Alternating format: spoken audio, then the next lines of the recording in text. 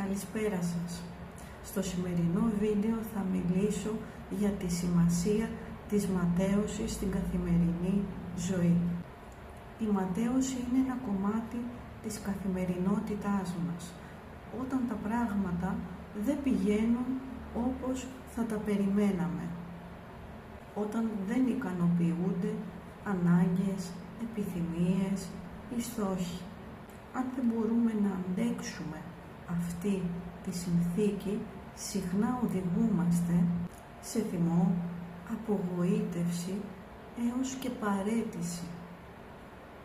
Η ψυχανάλυση δεν βλέπει τη ματέωση ως μία κατάσταση πόνου, αλλά ως μία αναγκαία εμπειρία για την ψυχική μας ορίμανση.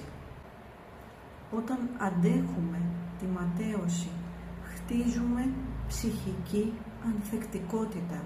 Όταν όχι, τότε μένουμε εγκλωβισμένοι στα παιδικά σχήματα.